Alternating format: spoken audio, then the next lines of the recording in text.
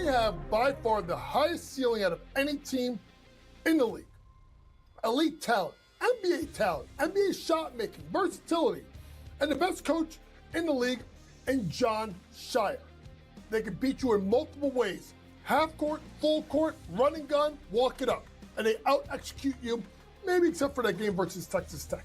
College basketball today, only on SportsGrid. When did we become, so bitter that we can't accept another man's apology? We make mistakes all the time. And as a grown man, you have to say, I'm sorry every once in a while. And it's okay to say that.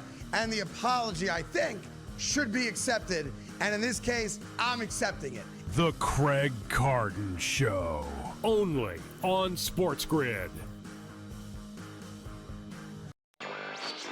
The Chicago Blackhawks of the National Hockey League are now official partners with Kalshi. It takes effect this week. Each side can use the other's intellectual property for co-marketing purposes, and Kalshi will be promoted during home games at the United Center and on Blackhawks broadcasts. First of its kind, certainly probably not the last as well. Newswire, only on SportsGrid. Arvel Reese at 8%. I got to tell you right now, I have no idea who that is if they're playing a Joe Coleman show. Yeah, that's going to be interesting. Who is that? Here, but I have no idea. You even know? But no idea. But don't you have to pick the Heisman winner, Donnie? Isn't that like the rule of thumb if you're going to take a quarterback? Is he not the best quarterback? The early line, only.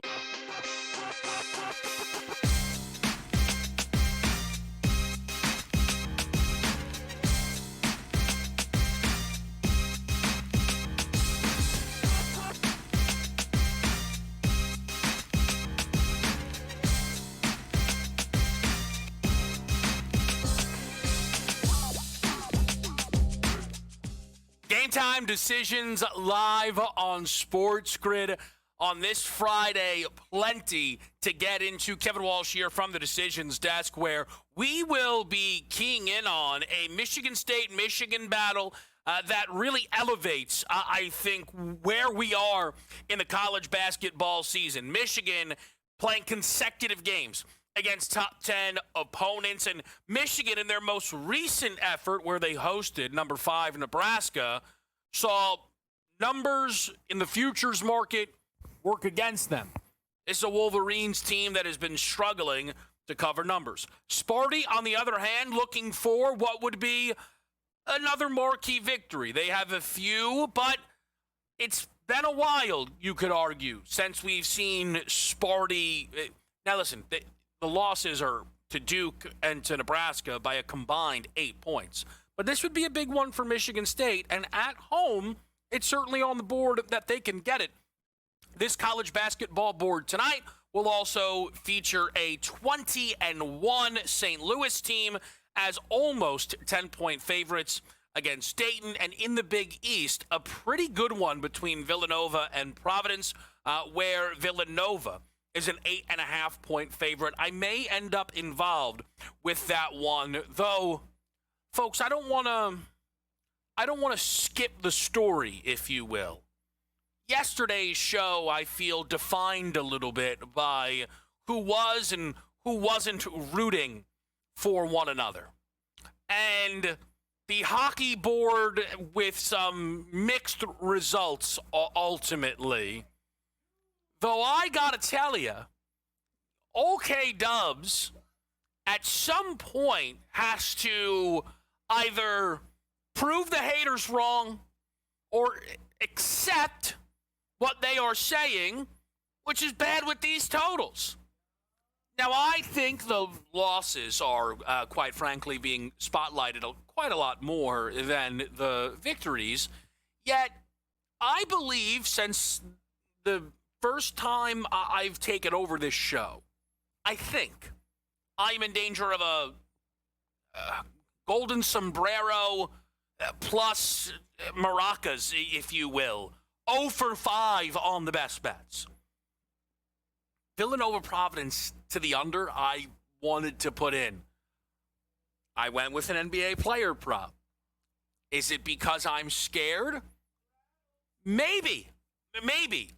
It might also be because I am so unbelievably annoyed that Cooper Flagg yesterday was not the bet of the year, in which he so clearly was. Narrative Street is one we all like to walk. We yesterday talked to Doug Kazarian, SBJ, and they mentioned going up against Michael Porter Jr. against Denver, and that narrative was easy. But Cooper Flagg against his college teammate and biggest adversary for the Rookie of the Year award, 30.5 points, rebounds, and assists. He had 49 and 10. Oh, man. The one that got away is what that will be for me for a little bit. It is momentarily replacing a Devontae Adams live touchdown bet that I don't want to get really too much into because it is what it is. Where else, though, could you be looking tonight with this NBA slate? Perhaps it is the return of Nikola Jokic, who Denver brings back for the first time in a long time. Jokic has not played since the end of December, where he was injured in-game against the Miami Heat, a month in which Jokic was averaging a comfortable 30-point triple-double with outrageous efficiency. And what Jokic really was doing was starting to pull away in the NBA's MVP race. Jokic has now returned where he could reach MVP eligibility, and the books have put Jokic back on the board at 7-1, by the way. It's interesting, and it's something we can perhaps expand on a little bit tonight, but just if I tell you Jokic plays 65, is that enough? Those odds right there are not irrelevant. That is before they added Jokic back into the mix. SGA's number has dropped a bit. Luka's number has moved considerably. The Cunningham number has more than doubled because the MVP race last year was a two-man between Shea and Jokic, and if Jokic can even flirt with eligibility, then perhaps it is a two-man race once again. Speaking of NBA odds movement that we are tracking, I guess let's start with the prediction market movement first, because we have talked a bit about Giannis' next team. And on Kalshi, Giannis is seeing still movement towards Golden State. At the peak of that market, it's been about 30%. It's right now around 24%.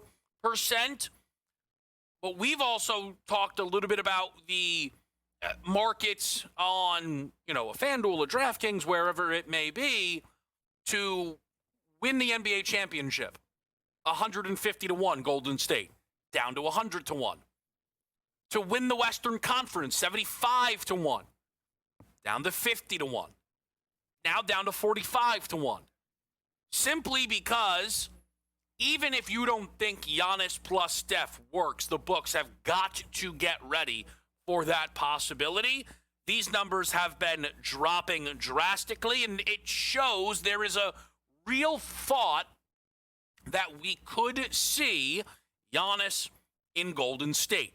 I want to also acknowledge, of course, the markets of Super Bowl 60 that we are continuing to follow, though we are settled in quite a bit right now. 45.5, that total. Anywhere you look, a 4.5-point spread. Anywhere that you look. Tonight we'll be joined by Donnie Rightside in actually about 5 or so minutes. And Donnie and I, especially when we would make our treks out to the Super Bowl, would often joke about how we would spend each and every morning being like, did it move? No. Did it? Hey, it's minus 118. Does anyone care? But that is what happens with the Super Bowl. Occasionally the number just gets set up, and we might have our final numbers here. I'm curious what Donnie thinks about that. Excited to get his thoughts around Super Bowl 60.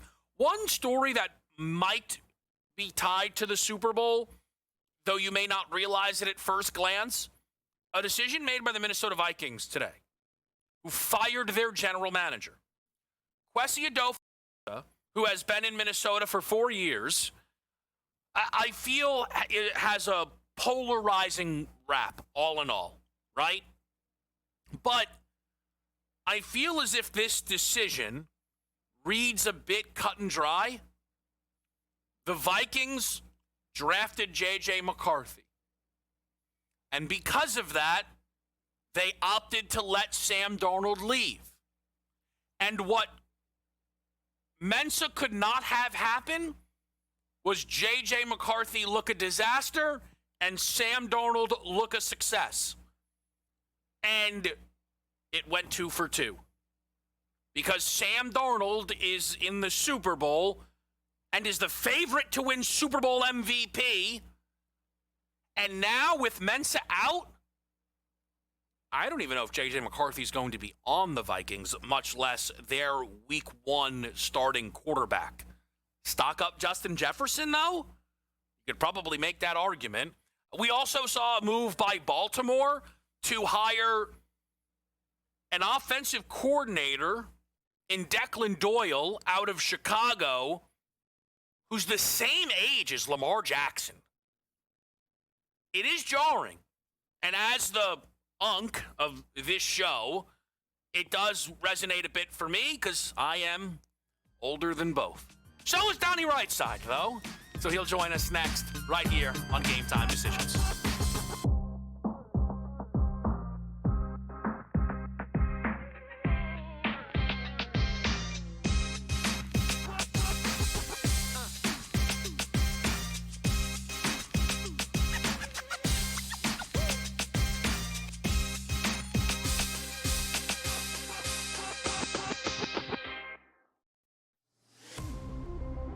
Just the fear that we had going on.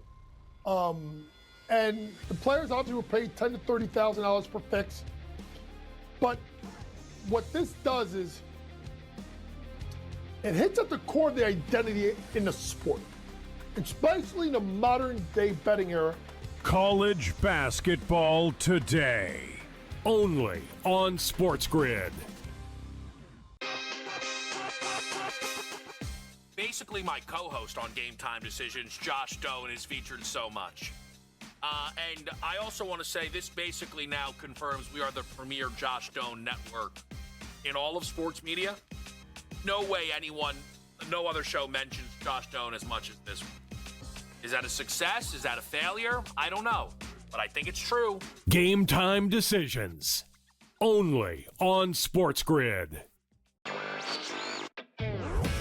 Meanwhile, Charlie Baker of the NCAA has planted his flag. He wants to see the end of prediction markets and, of course, is a little bit nervous with all of the different stories that we've heard surrounding sports betting allegations of some folks being corrupt out there and maybe some point shaving. It does make some sense here. I just wonder which of the sports betting operators are going to stand with the NCAA. Newswire, only on SportsGrid. But I remember being 16 in high school, being in my school uniform, long pants and a tie, and I deadlifted 200 kgs, so that's 440 pounds. So yeah, so that was I actually have a video of it, so it might get leaked somewhere. Someone might be able to find that one. We might need to get that one to B-roll the show in. The Smiley Show, only on SportsGrid.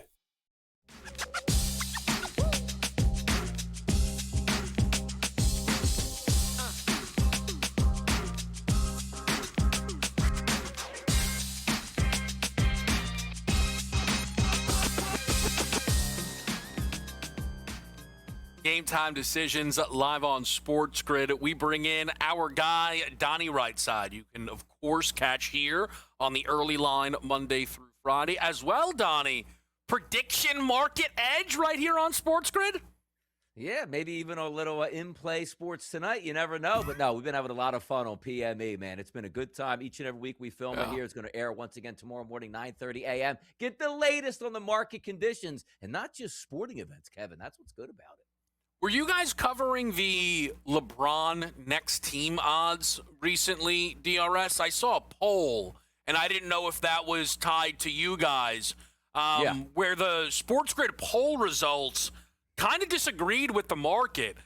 For anyone that's interested, LeBron James is right now, at least at last look, over 50% on Kalshi to go to Cleveland next season.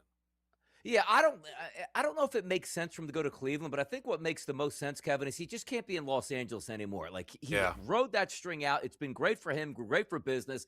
Told the Lakers he was going to get him a championship, got him there, but it looks like they're ready for a clean break. But I don't, like, going back to Cleveland, and by the way, and I don't want to say, like, does Cleveland want him, right? Because he's box office. Anywhere he goes, he's going to sell tickets, and it'll be great for him to go home. But is that the right move for the Cleveland Cavaliers as an organization with what they're trying to do? Like, that's the final piece, LeBron James coming home. I almost look for, like, a clean break. Go chase that ring. Like, go to San Antonio and just say, I'm going to play for a veteran minimum at this point and go get 2 more rings. Why not? What's interesting is I feel as if Cleveland could be the sweet spot where there's a lot of good players there, and he could be what they need. I think it's also fair to wonder, like, how good is LeBron going to be next year, assuming he is playing next year? I think the shame of it all is, and I think it sounds like you would agree, LeBron is wasting time playing for the Lakers this season, and I don't know how we're to still be wasting time at this point in a career is a little bit frustrating. Now, DRS, I know that you've quite enjoyed betting the NBA on a regular basis. On a Friday like this, were there one or two NBA games that were worth your time? You know it tonight. And by the way, it's funny that, like, every day I put wagers out, and having a profitable season in the NBA, but it seems like I keep dwelling on the 5 different teams in the marketplace, and you probably can guess which 5 of those teams are. It does quite get tedious, and also on a night-to-night basis, it's hard betting teams that nobody wants to bet because it's not a lot of fun. Sometimes you wake up and just get your head caved in by 25 points because the team didn't show up in the second half, or you get the surprise upset winner. And the Brooklyn Nets have probably been kinder to me than any other team in the NBA tonight. They're taking on the Utah Jazz. I got them getting 3.5 points. And by the way, only 30% of the tickets coming in on Brooklyn because, again, who wants to bet Brooklyn, particularly on the road? But these are the dogs you got to lie down with to get some fleas, man, and cash in some tickets. Now, what I'm also aware of, Donnie, is we are in the part of the calendar where people can actually talk to you about college basketball. I don't know if they can. And actually get an answer. Michigan State, Michigan, did you run the numbers on this guy? Michigan, by the way, Joe Ranieri does like Michigan State in this one tonight. Michigan State's defense is absolutely fantastic. So I actually buy that. Michigan State getting plus 1.5. But I'm telling you, Kev, I'm like, take me back to maybe 2000 and you get a car. It's nice off the lot. You turn the gas, you turn it on. It runs fine. And the next day you go out there and you put the keys in the ignition, Kevin. You walk back into the house, man. It's like, you know what? I just don't feel like driving today at this point. I'm getting close. Like, I used to start college basketball so much earlier, Kevin, but I find myself again. I don't know, because I'm close to 50 years old. I just can't turn over the engine right now. And I find myself going like, man, we're about 11, 12 days from Major League Baseball season starting with pitchers and catchers. Why waste time on college basketball? But that's where I find myself. I was never like this when I was younger. I loved college basketball all the way through. And let me tell you something. Same thing in the NBA. I don't really like the NBA regular season, but I love the NBA playoffs. Once we start getting up where football is clear out of the picture and we're in conference championship week, college basketball is so much fun. But the older I get, the later I start, man. I don't get it. I don't know. It's funny, though, because you always run the Ken Palm numbers. So I was going through them today a little bit for this game. Yeah. And I'll be honest, O'Donnell, like, you can read them easier than I can. But it looks like Michigan State actually welcomes teams shooting the 3-point shot. And I was like, you know what? I think I got numbers overload all of a sudden. I'm like, what does that mean? Like Elliot Cadeau props, or, Adi Mara's not going to actually be a factor. Like, it's great. Again, it's great information, but I was like, I'm not sure how I want to, deploy it just yet. Yeah, and here's the thing about it, which is what Kevin's talking about, is I love matchups in college basketball. This is a pretty good matchup tonight between these two teams. Understand this. The number one most efficient defense in Big Ten play is Michigan State. You always like to see that. Now, also understand this. When you take a look at a team that plays great defense, what do they usually do, Kevin? Rebound fantastically. That's what Michigan State does. So you're not going to get those second-chance outlets. And you're right about this. The number one team defending the three-point line in the Big Ten, it is Michigan State, Kevin, only allowing roughly 29% from three-point range. But there's 18 teams in the Big Ten, 16th in the Big Ten. They'll let you shoot it. But here's the issue, Kevin. Michigan doesn't shoot the three ball all that well in conference play and doesn't abuse the three-point line. So if one team's going to defend it and let you shoot it, well, if you can shoot it really well, let's just take a look at Louisville likes to shoot three-point shots. They would probably have a good chance. But if Michigan's not going to force the three-point line and they're going to defend it, which makes it tough. Now, understand this too, Kevin. You get the compound here with Michigan State and Tom Izzo. They're number one at defending the three-point line percentage-wise, but you know what else? They're number one at too, Kevin? Inside the arc defending there. So where, if you're a Michigan team, and yes, Michigan's a good team, Michigan's going to score points, but from a Michigan State defensive standpoint, I'll let you shoot the three-point shot, but you don't want it, and I'll defend it. Oh, you want to go inside? Yeah, we're the best defensive team inside as well. It just doesn't hold a lot at this point right now for me. That's why I like Michigan State. The defensive imprint makes sense. The one thing that could trip up Sparty tonight, though, Kevin, who turns it over more in the Big Ten than anybody else? Who would have thought it's Tom Izzo and the Spartans tonight? Wow. That could catch them. But I like the defensive imprint tonight for Michigan State's defense against Michigan's offense, Kevin. The one thing I will say as someone who, DRS usually, and he does a great job with it, when the bracket gets set, 3 or 4 teams, right, kind of pick that path. I played Florida before the year. We'll see what they can show this weekend against Alabama. I would not mind getting in again. Michigan was overvalued. It does not mean they are incredibly good. Their numbers are starting to come back to the pack a little bit. I would love to see Michigan State win this game and inch Michigan towards that 8-9-1 price, give or take. Let's talk some football, including Super Bowl 60 with Donnie after the break on SportsGrid.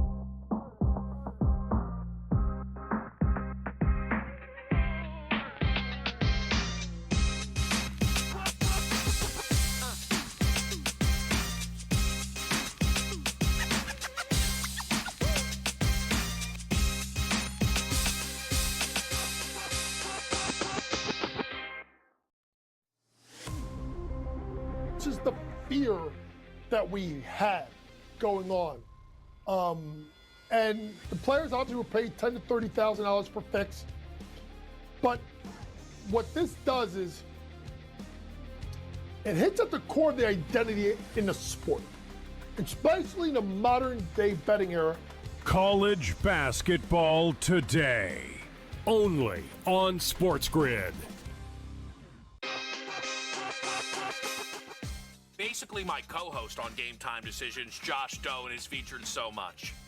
And I also want to say this basically now confirms we are the premier Josh Doan network in all of sports media. No way no other show mentions Josh Doan as much as this one. Is that a success? Is that a failure? I don't know, but I think it's true. Game Time Decisions, only on SportsGrid.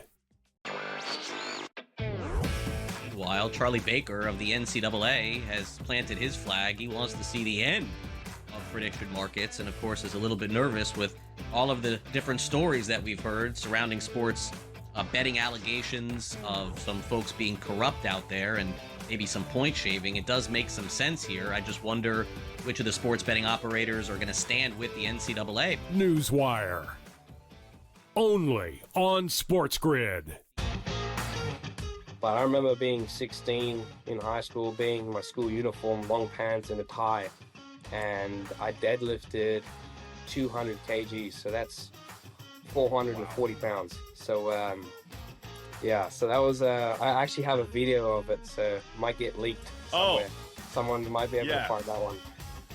We might need to get that one to B-roll the show with. The Smiley Show, only on SportsGrid.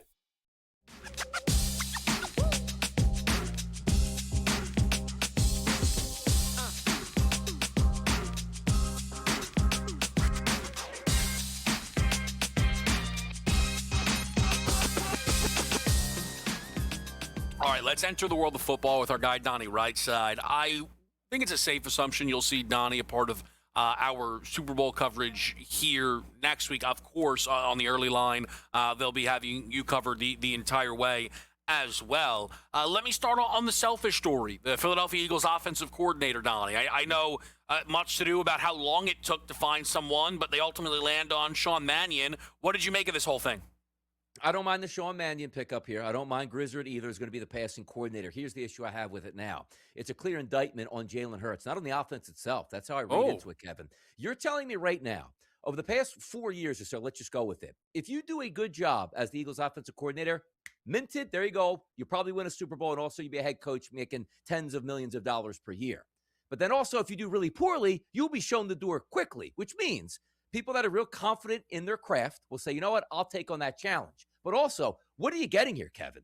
Understand this with the Philadelphia Eagles. If everything works well next year, right? Still a solid offensive line, one of the better running backs in football in Saquon Barkley. You have an ownership group that's going to give you all the tools to win, which means if you could just say, AJ, I'm going to pick up the phone and call you. You're going to get targeted 10 times a game. He's going to be fine and coming back.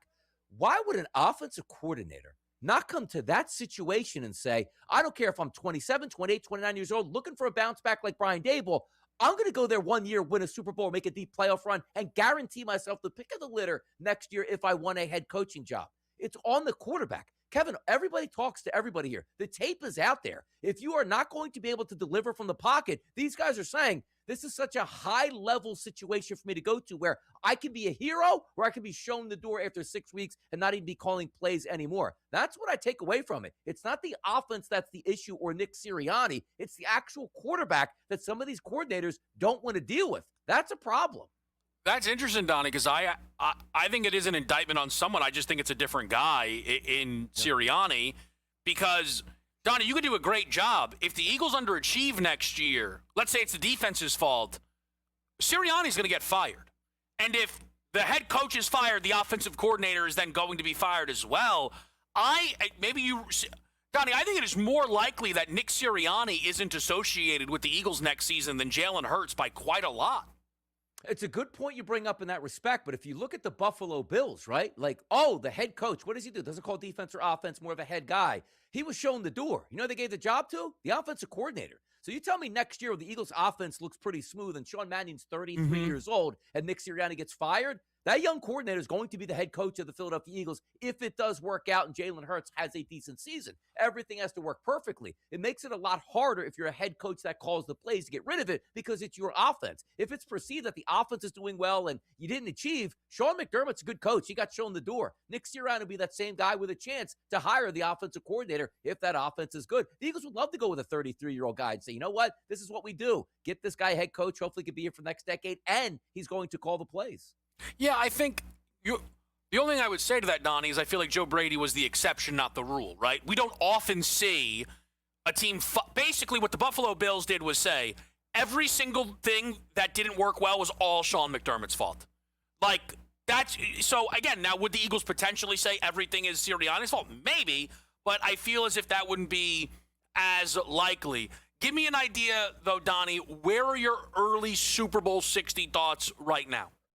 I think the unders. I think the total in there is light. I really do. I think it's an over game. It plays that well, 45.5. A lot of people would say like Seattle's defense is really good. Yes, it is good, but also you saw an offense in the Los Angeles Rams that was able to get after it. I'm not saying Drake May, his Matthew Stafford, and Sean McVay's offense can easily translate over to a certain performance for the New England Patriots. But I look at this and say, I'm sort of downgrading the Patriots based off who they've been playing. Really good defenses. And yes, Seattle's a good defense. But Kevin, look at the atmospheres they played in. Look at the teams they played with bad weather conditions. It's not going to be bad weather conditions. You're going to have 2 weeks to get ready for it. Drake May is an athletic quarterback that can operate in the pocket when he's under pressure, which I love. And Sam Darnold and that Clint Kubiak offense, they should be able to go up and down the field. Are we looking at 30-plus points for Seattle? I don't know. But that 45.5, Kevin, it's light. And I like both quarterbacks passing props early in the week. Touchdown passes, and passing props, I should say, to the over for passing yards, to the over here. I do. Yeah, I think one of the things that'll be really nice for New England is playing in San Francisco. Like, I think there's going to be a lot of excitement getting out of, it's not just the Denver snow game, right? Those New England games were frigid and ugly. The Seattle weather held, right? We all try and read the forecast. I've always said this, Donnie's incredible with it. Seattle was a gift. Like, you saw the reports of, like, there's no wind. I don't know. It's the most beautiful stretch of weather we've had in Seattle in January. So it's going to be really interesting. DRS, incredible as always. Coach James Young joins us next right here on SportsGrid.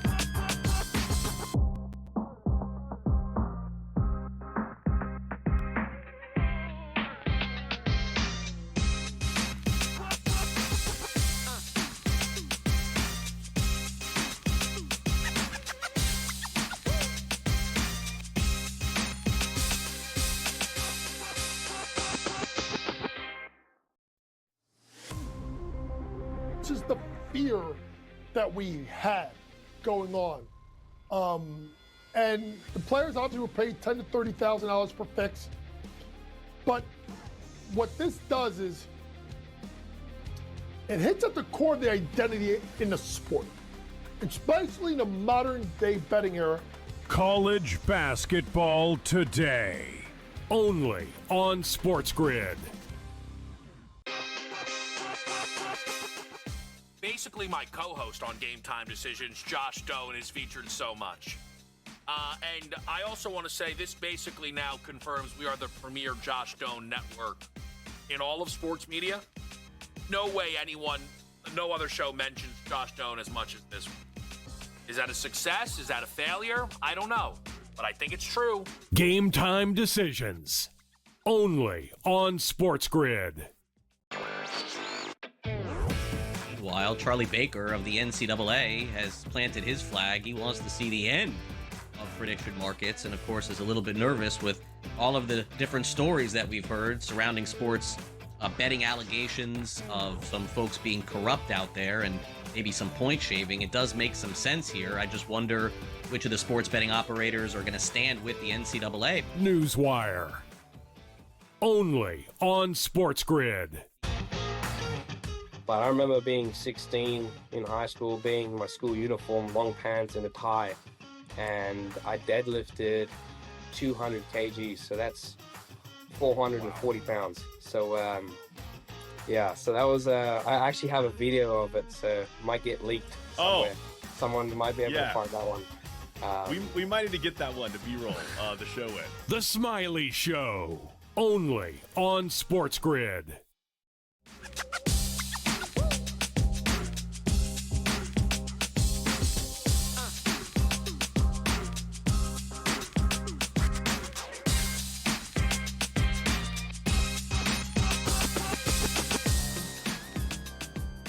Okay, Game Time Decisions here on SportsGrid. Let's go. Best bets. We've got Coach James Young joining us. I will say they're excited in the back to their old roots. Chris and Sam are betting 6:30 college sports, which is great. Niagara, Siena, they like the under in this game. Is that right?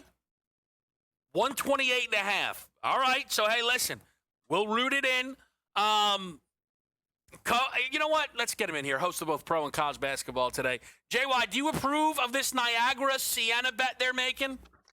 The game's up at Niagara, which I don't know if you've been up there. I have. That is a horrible place to play. It's cold. It's terrible. And I don't know if I actually ever made the trick. I know I went to Canisius is up there though, right? Yeah, Canisius. I went to Canisius once. Yeah, Niagara. I don't know if I went to Niagara Falls, and that is, God bless Jada Pierce. That's my homegirl. That's the head women's coach. Let me tell you something. You remember in Coming to America when like they came outside and they were like all cold and it rained out inside? That was JY getting off the bus at Monmouth. They had to walk 7 feet. I refused to get off the bus. I basically stayed there for 20 extra minutes. It was so cold up there. So yeah, under in that game tonight. That makes sense, especially traveling up to Niagara Falls. JY is just showing the fellas some loves. Best bets, and we're going to get into this game with Coach, of course. Two of them come from Michigan State, Michigan. AJ likes Michigan State Mooney line. I would lean that direction as well. Chris likes Michigan State under the 148.5. Is this number climbing? JY, you like the under in this game as well? I love the wow. under. It was at 147.5. Great look. So it's climbing, and if you think it's about up to 150.5. Run back to the window and bet it again, guys. If you really think about it, I'm going to steal, Chris's thunder here. Michigan has allowed 72 points or less in the last 5 games, and their offense is struggling. Michigan State, 5 of the last 6 opponents under 70. This game is going to be slowed down. Tom Izzo's going to try and win this game in a half court. This is going to be a very well played, slow down game. And it's climbing. I love it even more. Take the under. All right, JY likes the under there. I was taking a look at, haven't placed it yet, Ade Mara for 10 in the basketball game. I think he's just like, I think he occasionally goes really under the radar. I know Michigan State's added a lot of size to that starting lineup with Carson Cooper, but again, we shall see. That's going to be a really fun game to follow. The other two best bets tonight, is Sam with a Lakers Wizards under 228. I'll say this through gritted teeth. I feel like he's actually been good with the NBA totals. So he's on that under. Did we get confirmation on if Luka's playing in this game tonight? Obviously, that is relevant. I think Luka's in. So he's probably going to go for 45 points. We'll see if it plays to the under. I like Cade Cunningham over 38.5 points, rebounds, and assists. Cade did not play well yesterday. He had 26 points, 3 rebounds, 7 assists, shot it 8 of 22 from the floor, 2 of 9 from 3. Off a loss, a really disappointing loss. Phoenix smoked them. I think Cade bounces back here. He's played well on second legs of back-to-backs as well. Now, we have Coach here for a little bit, so we're going to get into a number of different things. But I want to... Amari Bailey, who went to UCLA, was one of the better kids back at Sierra Canyon, was not only drafted into the NBA, played in the NBA. The reports out of On3, Joe Tipton apparently has said that Bailey is hiring an agent and attorney to fight for college eligibility. I want to go first on this, JY. You can kind of clean up maybe what I don't have correct or what I don't have right. None of this really makes any sense to me, quite frankly. And this goes further back to even Bediako, James Nagy. This all has felt a little ridiculous. Like, I understand that there's legalities here, and if you find a loophole, you can find a loophole, but there's no world in which NIL being a thing should lead to guys who have played in the NBA.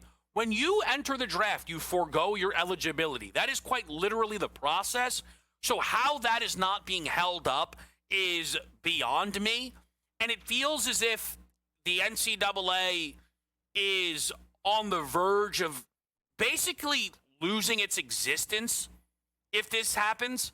Like, even the Bediako stuff, it reads as if Nate Oates himself isn't happy with it, but is like, what am I supposed to do? He wants to play. He's got a great relationship with the kid. They're allowing it. If Oates turned him down, he would have ended up at Auburn, Kentucky, somewhere else, right? So I think everyone's being put in a hard spot. I think the eye should be on the NCAA, much less than the players, the kids, or the teams. But this feels so ridiculous, JY. I cannot imagine a world in which someone who's played in the NBA ends up now playing college basketball this year. It's honestly embarrassing, and this is where the NCAA is at. And I've been told by people that's why the next thing, the NCAA's got a lot of stuff to clean up with this, and they got to get uniform with this and what they're going to do. Supposedly, they said if you play the NBA, then you can't. And then it was, well, if you signed a two-way deal, you can come back. Listen, at the end of the day, to me, if you have foregone and you've entered the NBA draft and you've gone past the draft process and the draft is completed, I think it should be done. Now, there's a second part of this that no one wants to talk about. It's coming up next. It's the 5th year. College athletes are going to get a 5th year. But the NCAA can't get to that until they clean this up first. And they have no idea what they're doing, and it's going to be a problem. And here's the thing. If you're going to allow these kids to come, okay, here's my rule. They're eligible for next season. That's like a high school kid saying, all right, I'm going to graduate early from high school, and I'm going to play a high school game on December 23rd, and then on the 27th, I'm eligible to play college basketball. Like, what are we doing here? And it's going to screw up, honestly, Kev, the kids that really want to get scholarships at high school, because now you're going to have coaches not only waiting for the transfer portal to when they want to sign kids, they're going to wait for in-season moves. This is like making trades in the NBA. This is absolutely out of bounds. Shut it down. Do not allow it. Bediako, let's see, that was an Alabama booster. An Alabama booster allowed this to happen. Like, what are we doing here? Get the injunction, get Bediako out, don't let Bailey back in, end the story. Yeah, I will say, it like, this one feels very cut and dry, right? Like, he has literally played in the NBA. However, if Amari Bailey can play, JY, I mean, why is LeBron James not running for Duke? I mean, really? Because why? I mean, why bother playing for the Lakers anyway? Right? They you know, I would get a lot more enjoyment watching LeBron play for Duke rest of season than the Lakers. That's all. I'll put it right there. I mean, Cam Boozer, Rui Hachimura. I mean, who you taking between Rui Hachimura and the Boozer? I mean, that's JY, this stuff is all so ridiculous that let's be ridiculous for a second. What would Duke's price be to win the national championship if we added LeBron to the team? Like minus like 500. It'd be over. LeBron, that's like what's the movie like Billy Madison when he comes back? You know, Doyle rules. And like, what are you doing? It's not fair. That's like me going against AJ or Kofsky or Sammy Yarnell 101. I mean, put the kids to bed. What are you talking about? Yeah, I think here's what people need to realize there about JY's excellent breakdown is as he listed names, he didn't say my name, and it's not because JY's scared of playing me. It's because JY shows respect. JY can look across the court and figure out who is and who is not a hooper, and that's why he hosts both pro and college basketball today. All right, let's get into this slate tonight with JY here on SportsGrid.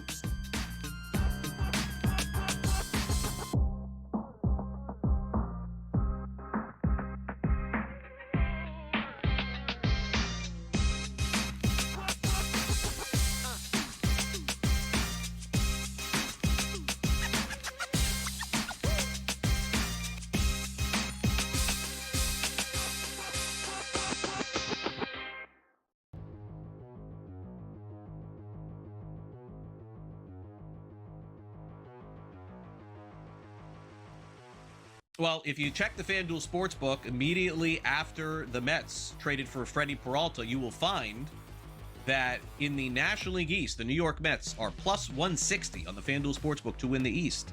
That's followed by the Philadelphia Phillies at plus 200, and the Atlanta Braves are right there as well. And then, of course, you have the Marlins and then the Nationals after that. The Mets are favored to win the NL East. Buy or sell. The Mets, George, will win the National League East this season. Buy or sell. So defensively, this team's going to be a nightmare. Pitching, yeah, okay. I like Peralta. I like McClain. You know, but Craig, can McClain go 150, 170, 180 innings? Don't know. We'll see. And they have good depth there. You know, Peterson, Sanger, blah blah blah. Everything they go there. Are they going to win it? No. Wow, I'm going to sell this. It's not so much that I'm down on the Mets, but Philly's still a good team. All right. Atlanta, a good team. I think Atlanta is one pitcher short of being that team. All right, and maybe they have a team that gets Gallen or gets Framber Valdez. You know, even those guys aren't the same they used to be. Atlanta's named to be a number one. Can they be a 4 or 5? Yes. And I think I would like Atlanta a whole bunch here. So it's not a knock on the Mets. I think they're a playoff team. I just don't think they're going to win the division. Small sell. I am with George. I think that the Braves are being supremely underrated here. Like, this is a team that easily could win the division. Would they make another signing like that? I don't know that they would. Philadelphia's perspective, are the Phillies as good as last year? They don't, Zach Wheeler, he's gone for now, I guess. Is he okay? Can he pitch? Ranger Suarez, not there. Dallas Garcia, that's the big ad for the Phillies. So I think it's going to be close, but I don't think it'll be the Mets. Fantasy Sports Today. Friday, starting at 3 p.m. Only on SportsGrid.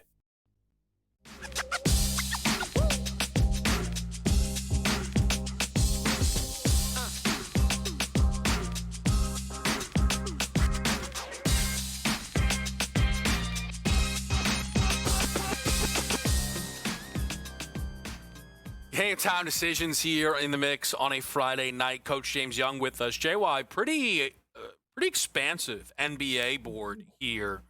So I want to get into it. I think a lot of people tuning into the show tonight will be looking to bet the association. Let's start here in this 7:30 window. Anything for Lakers Wizards, or is there another game in that slot you're eyeing up? Oh, Lakers Wizards. I'm going with. Ready? He's back. Denominating over 7.5 rebounds. Now, he's only gone over 5 in the last 10 games, but 13 plus rebounds the last 2 times he's gone against the Wizards. Wizards are last in rebounds per game. They're also on the second leg of a back-to-back. the nominating over 7.5 rebounds tonight.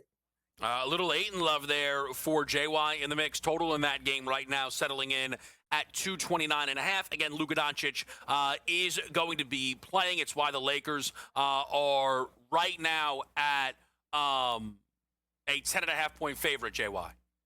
Yeah, and it'll be interesting to see, how they look. But really quick, because I know there's a bunch of games at 7:40. I want to just get to them really quick. Knicks minus 7.5 over Portland. Knicks 4-0 against the spread. They've given up 95 points or less 3 of the last 4 games. Their defense is why they're playing better. It's not their offense. Their defense has been pretty good. Let's head to give you a little parlay action. Same game parlay action. JY style. Zion over 22.5 points over 3 of the last 4 games. 2 out of 3 versus the Grizzlies. And hopefully he's playing. Grizzlies bottom 5 in points per game to power forwards. Triple J over 6.5 boards. And Vince Williams Jr. It was 3.5, 4.5 plus money. A lot of assists for this guy, especially with John Morant out of the line. JY, man, he cracks me up. He just cracks me up. Coach, let me ask you quickly, with the Knicks tonight, just in general, this is a team who's won 4 in a row. I don't know if, how encouraged are you by it? Does anything matter with the Knicks until the deadline passes? Where are you at right now on New York basketball? Listen, it's a big weekend for them. Obviously, back-to-back, I do believe LeBron's coming in, most expensive price in the NBA all season tomorrow night. Why? I don't get it. I don't know. You know what they should do? LeBron should play the game. It should be like when Willie Mays got traded to the Mets in '73. Before the game, just have them switch, clubhouses, locker rooms, and go in. But with the Knicks, I think defensively they've been better. There was a really interesting interview with Mikal Bridges after the game versus Toronto, and he kind of talked to a little bit of an entitlement. You have him feeling entitled, wasn't playing well. You have Cat that's all upset that he may get traded. So you got guys that are kind of in their feelings. So how do you do better? You play solid defense, and I think that's the key thing. Here's the thing to understand with the Knicks. Number 1 untouchable guy is Brunson. I'm going to tell you something that's going to make people sound crazy. The number 2 most untouchable guy is Josh Hart. He is the engine. He is so close with Brunson. Everyone else can get moved. Mikal, OG, Mitch Rob, Cat. But those 2 are the only 2 I think in New York that I would say is safe to be there past the deadline or into the summer. All right, now, JY, as we move into the later portion of this slate, a lot of people excited. Nikola Jokic back tonight for the Denver Nuggets. Obviously, whenever anyone gets back, we don't know minutes-wise what it's going to necessarily be. And I think that's a big reason why the Nuggets are still dogs in this game. Yeah, I know, Kevin. It was 6, right? Then it went to 3.5. Then it went to 2.5. Sounds great. Love it. I'm taking the Clippers on the money line tonight. This team's looked really good as of late. They've kind of turned it around. You're still without Cam Johnson. Obviously, Aaron Gordon is now out for a significant amount of time. I just don't know what you're going to get out of the Joker tonight. You're not getting 35 minutes out of him. You got to work this guy up. So because of that and the way the Clippers are taking, I'm taking the Clippers on the money line in the mile high. Hey, JY, did you notice that Jokic is back with a price to win MVP and a short one at that, second best odds to win league MVP? I am wondering if all Jokic needs to do to win MVP is play 65 games. This is one of those moments where, and JY and I talk about this with a lot of this award stuff, it isn't always about who Coach or I would vote for, right? When we're giving analysis, right? It's who are they going to vote for? Again, I kind of think it'd be crazy if Jokic could play 65 and win it, because they also didn't look all that bad without him. But man, JY, maybe it's just the books protecting themselves. That's a really short number. Extremely short number, and basically half the price of third place, which is Luka Doncic at this point. So to me, it doesn't make sense, Kevin, especially the way that Jamal Murray went off without him. Aaron Gordon's had big games. I'm going to say this. If you look at the board and tell me right now who I would put money on, especially a little bit down the board, I'm looking at Cade at 27-1. If they find a way to have the best, remember, I think they're only 1 game in a loss column behind OKC right now, 1 or 2 games. If OKC keeps playing around and Detroit ends up with the best record in the NBA, how can we now look at Kate at 27-1 right now to win MVP? All right, so JY, speaking of Cade, tonight he is at Golden State. The Warriors, though, booked as favorites in this game. I don't think that's nothing. I know it's a back-to-back. Anything for you in this game worth betting? No, I mean, listen, for me, I'm going to take Detroit plus the points. I've really been impressed with them. With me, it's always been with JB Bickerstaff. It's never about the playoffs, right? You know, the playoffs are their issue. The regular season, his team plays well. You know, and I look at this team struggling to score. The guy I would look at, if you look at Golden State, I hit him last night, is Moody. Who else on Golden State besides Steph can actually create a shot off the bounce? Something to kind of look out there with his points prop tonight. All right, so what we are going to do is take a quick break here on Game Time Decisions. Later tonight, we're going to have Brady Cannon join us. Really excited to get Brady in here, talk a little bit about what we are actually seeing at the Farmers right now, which is maybe over already, plus some early Super Bowl stuff. But let's get you ready. Best bets with Coach's help. Michigan State after the break. And also, we didn't talk any Villanova, who I know JY has been impressed with this season. Let's find out how real these Villanova Wildcats are after the break right here on SportsGrid.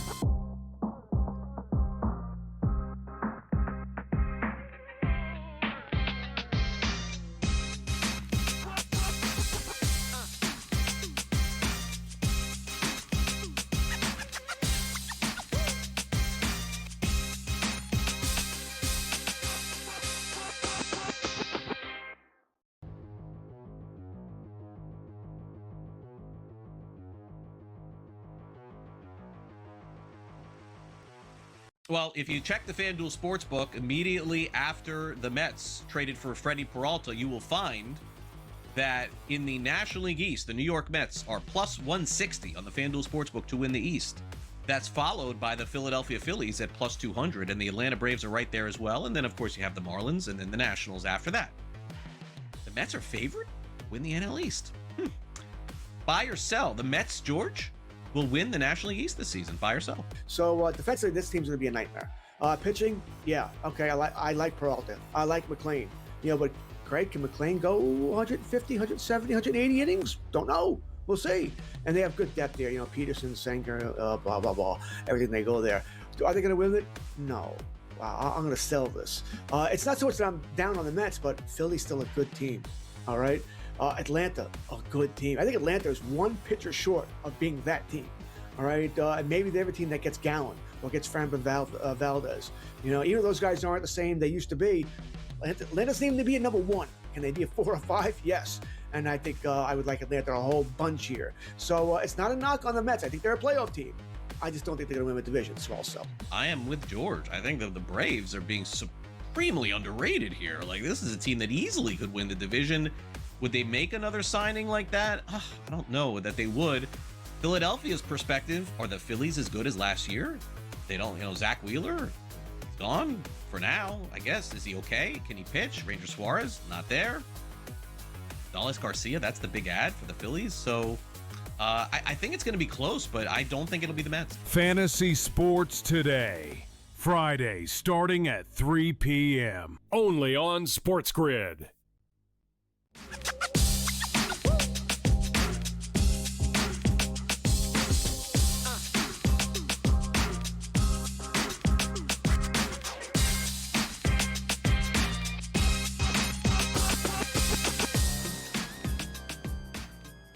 Game time decisions here on SportsGrid. Kevin Walsh, I am with Coach James Young. JY, we talked Michigan State. We're going to reset that in just a moment here. But college basketball tonight, I don't know if you're betting it, but I know you always have your eyes on any game that these Villanova Wildcats are playing. Matched up with Providence tonight, around a 9.5, 8.5 point favorite. Yeah, listen, I got to admit, Kevin Willard's done a great job so far with Villanova. I'm going to lay the points minus 8.5 versus Providence. Both teams 3-1 against the spread the last 4 games. Remember, Nova won by 6 at the Dunk, which is a very tough place to play. But here's the other reason why. Nova has not played since, I think, Saturday or Sunday when they had that really tough game with UConn. Providence just played UConn a couple of days before. That, as a coach, that's not a lot of prep time to get ready to go on the road again. I give that advantage to Kevin Willard and Villanova, also the guard play, obviously with Tyler Perkins. I will go with Villanova minus the points tonight. So I don't mind that look, Coach. I did bet the under in this game, 157.5. It continued to climb up. I'll be totally honest. It might be more of a feel than, oh, this is a bad number. But it feels like everyone just plays to Providence's style. Because Providence is an up-tempo team who can't guard, who can score it. And I feel like, because JY, the Big East is a good league, and I feel like when teams play Providence, there's excitement. Because I actually don't, Providence is not terrible. It's that the games are fun, right? It's that you get to go up and down, they'll let you score, they're just trying to score. I think this could be more of a grinder to me. Yeah. And so at 157.5, JY, I did play the under. Yeah, that's funny because I was looking at that earlier today, and I was like, the games that Providence gave, Kim English gets you to play at their pace. I just know that Kevin Willard's not going to want to get into that track meet at home. He's going to want to slow that game down, play at half court, and rely on inside. Obviously, also the transfer Duke Brennan has been really good in the pivot as of late. So also getting the chance of second chances and his ability to O-board now negates the ability of runouts for Providence. Now you have to bring more guys in the lane to rebound. So that also takes away transition points there. So that's another reason why I think the under is a good play as well. I will say, and folks, college basketball today with myself and Coach James Young is around the corner. We'll get you all the finalized details on that shortly. But, Jaywa, I actually, and I know I shouldn't try and squeeze this in, but have you usually like to wait? But is there any team in the national championship market that started to catch your eye at all, Coach? I'm still waiting it out. I know you like to wait, the bracket, the matchups, but I think if you look at that board right there, I'm concerned about Arizona in regard to them closing out games late. Same thing with Michigan. To me, it's the two teams that met in the Final Four last year that's got my attention, and that's Duke and Houston. I think Duke's ability to score and really be one of the best defensive teams in the country is really top notch. Houston is because of the fact of every year, I'm always on Houston. Yeah. The difference is this Kingston Flemings is a different kind of dude. This is not Jamal Shedd. This is not LJ Cryer. This is not, Marcus Sasser. This kid just went for 40 last week. 40. And Houston now can play a little bit more up-tempo. Now, obviously, they lost the last game. Tugler, in a tight game last game, Tugler got into foul trouble. But I really think that Houston and Duke, in my opinion, are the cream of the crops. But then you got to look at obviously UConn and the way that they can play, right, and especially in March. And then the team that's scary to watch now is Illinois, because they're different now too, because they're not a defense team. They could score, and they have one of the most efficient offenses in the country right now. So, again, and I know I can't do this, but I almost want to just say, we'll just do another 30 with JY. But, again, we have a lot of time, and we're going to – so I'm very interested in Michigan, especially if they lose tonight, because we could get a good number. There is a team who Michigan beat by 40, and it's their only loss. And but that Michigan run in Vegas is like a moment in time. And maybe Gonzaga's just actually awesome, and Mark Few is completely flying under the radar. And it's not nothing. It's not nothing. So just throwing it out there. Coach James Young, college basketball today, pro basketball today. We're going to be ramping that up here on SportsGrid very, very soon. We're going to take a look at this NBA slate after the break right here on SportsGrid. Great stuff, Coach.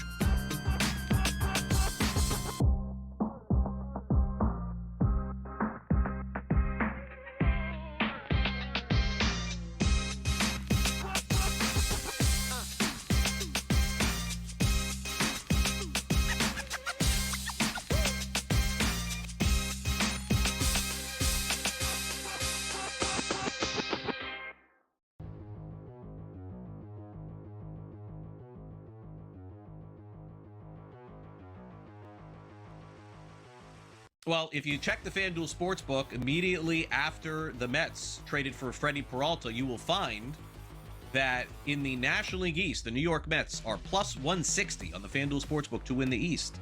That's followed by the Philadelphia Phillies at plus 200, and the Atlanta Braves are right there as well. And then, of course, you have the Marlins and then the Nationals after that. The Mets are favored to win the NL East. Buy or sell. The Mets, George, will win the National League East this season. Buy or sell. So defensively, this team's going to be a nightmare. Pitching, yeah, okay, I like Peralta. I like McLean. But Craig, can McLean go 150, 170, 180 innings? Don't know. We'll see. And they have good depth there. Peterson, Sanger, blah, blah, blah. Everything they go there. Are they going to win it? No. Wow, I'm going to sell this. It's not so much that I'm down on the Mets, but Philly's still a good team. All right? Atlanta, a good team. I think Atlanta is one pitcher short of being that team. All right? And maybe they're a team that gets Gallen or gets Framber Valdez. Even those guys aren't the same they used to be. Atlanta's named to be a number one. Can they be a 4 or 5? Yes. And I think I would like Atlanta a whole bunch here. So it's not a knock on the Mets. I think they're a playoff team. I just don't think they're going to win the division. Small sell. I am with George. I think that the Braves are being supremely underrated here. Like, this is a team that easily could win the division. Would they make another signing like that? I don't know that they would. Philadelphia's perspective, are the Phillies as good as last year? They don't, Zach Wheeler, gone for now, I guess. Is he okay? Can he pitch? Ranger Suarez, not there. Dallas Garcia, that's the big ad for the Phillies. So I think it's going to be close, but I don't think it'll be the Mets. Fantasy Sports Today, Friday, starting at 3 p.m. Only on SportsGrid.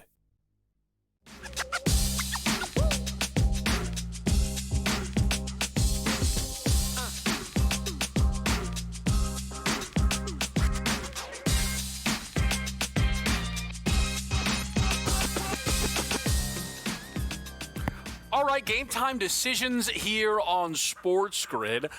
Providence Villanova is about to get underway. I am on the under 157 and a half in this basketball game. There is a live total that the boys in the back are rooting on between Niagara and Siena, and they want me to tell you, chat, we're cooked. You know what? Listen, folks, I want you to know that I drafted a fantasy baseball team with those gentlemen today.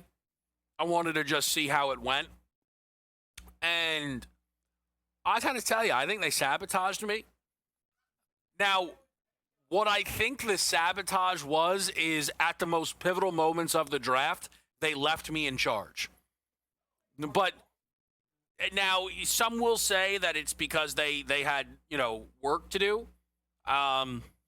Likely story. But somehow I managed to draft Trout and, Stanton back-to-back. Also, Chris is trying to tell me that Michael Harris is going to get DFA'd. Long story short, going to be a fun baseball season. I know that much. But we are right now in the NBA season, and we've got Luka and the Lakers tipping off in about 10 minutes' time, where Sam Y, the sports guy, has a best bet under 228. Woof, bad number. Wrong supermarket. Yikes, brother. I mean, really, where was this guy? Shop? Who's this guy? Lavodi's? Expensive. I mean, come on now. Is this up to 230? Is he going to do this again, though? Did he bet that maybe Luka will be out?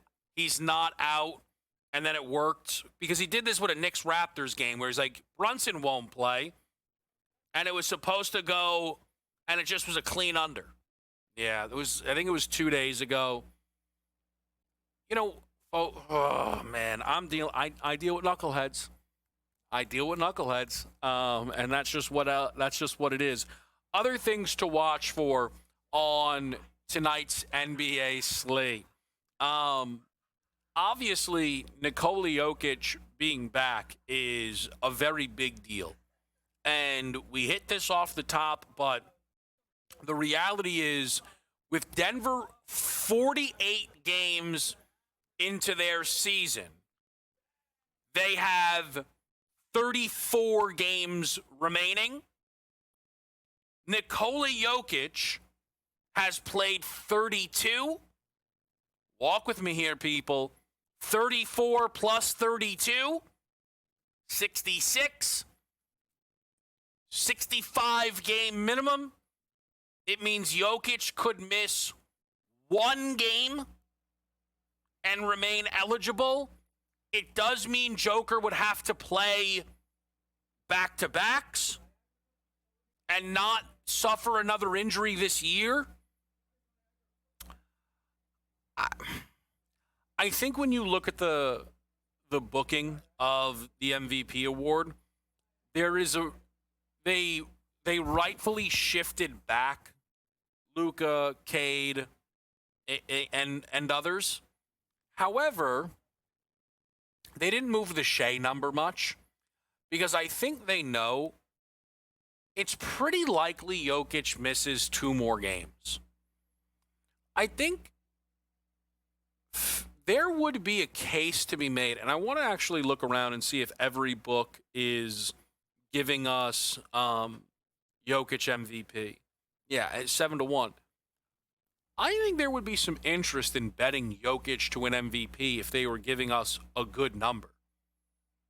But I think in order for someone to sell me, hey, Jokic at 7-1 is a good bet, you have to believe that he is an automatic guarantee to win the award if he meets the minimum, and I don't think that's true.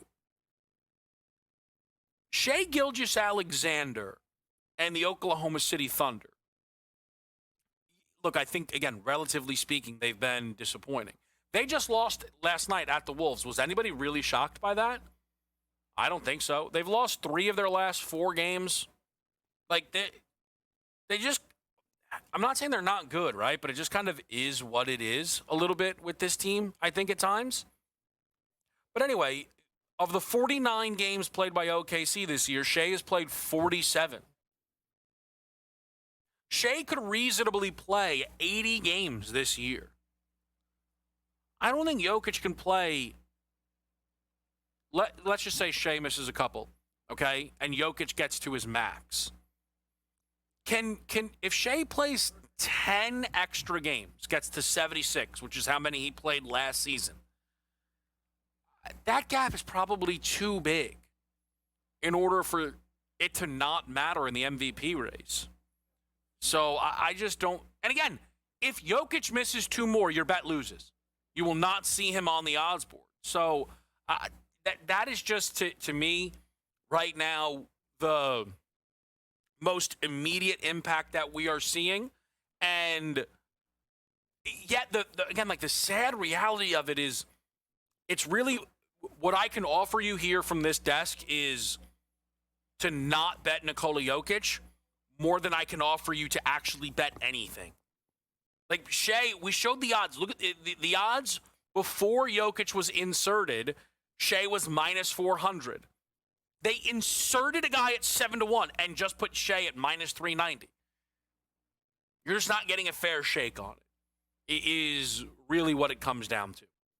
Other things that you can look at tonight, Knicks are going for their 5th win in a row. It's still hard to get a great read on if the Knicks are Giannis or bust as it relates to trading Karl Anthony Towns. I think that it is always easier just to assume, or maybe smarter to assume, that a player won't be traded, right? We've followed the prediction markets quite a bit for some of these guys. You know, Karl Anthony Towns is at about a 36% chance on Kalshi to be dealt. I mean, Giannis is above 50%, just like pure yes, no. But the Knicks are not the second choice, as we've talked about. Like, I wonder if Giannis getting traded to, say, Golden State, Miami, Houston, I wonder if that makes the Towns trade likelier, where perhaps the Knicks don't want to trade Cat. Let's just say, hey, Giannis is going to stay put. Maybe the Knicks then say, okay, let's wait for the offseason where Cat will be a part of that inevitable deal.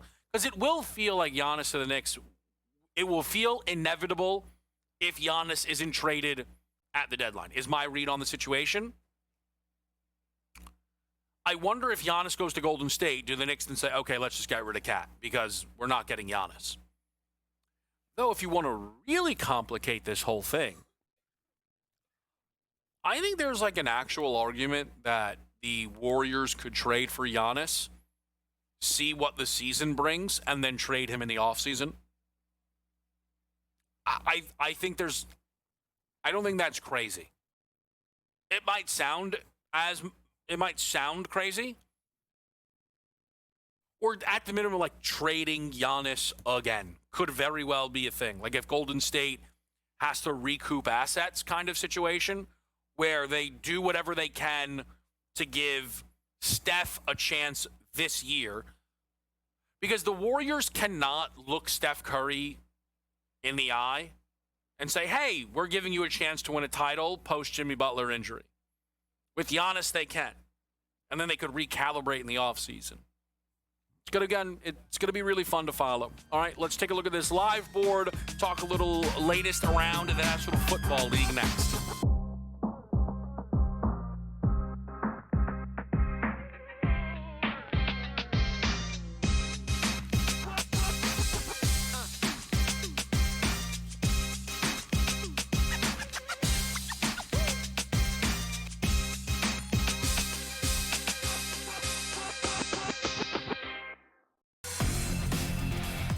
Giannis Antetokounmpo's next team. Who would thought we'd ever be saying that? The guy should be minted in Milwaukee and never want to leave. The only problem is they can't surround him with the talent that he wants. Stays with Milwaukee or retires. He's actually trading at a 71% chance here. The favorite outside of Milwaukee, it's the New York Knicks at 15%. Prediction Markets Edge. Only on SportsGrid. Stacking up wins to avoid a brutal matchup path, and when Giannis gets back full burst, they got to get him back on the floor and back on the floor healthy. The Bucks season won't be defined by the game Giannis misses. It'll be defined whether Milwaukee protects him from himself and gets him back in April if he's still a part of the team. Pro Basketball Today. Only on SportsGrid. ESPN are not going to take shots or criticize him. People on Fox are not going to take shots and criticize him. But McVay had a bad game. Sean Payton had a bad game. And that's just a fact. Like, when they go back and review what took place in key spots of that game, Sean Payton cost the Broncos points and Sean McVay cost the Rams points. Those are the first two people that should be blamed. The Craig Carton Show. Only on SportsGrid.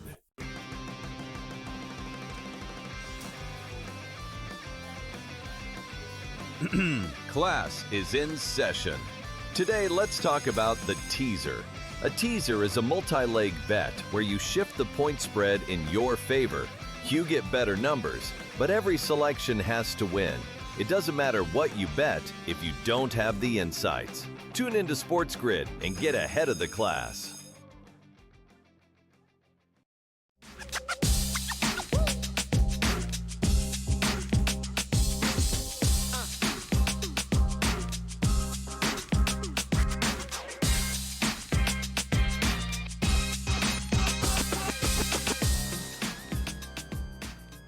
Okay, back with you right here on SportsGrid, and a couple of different items on the NFL docket that we can get to here.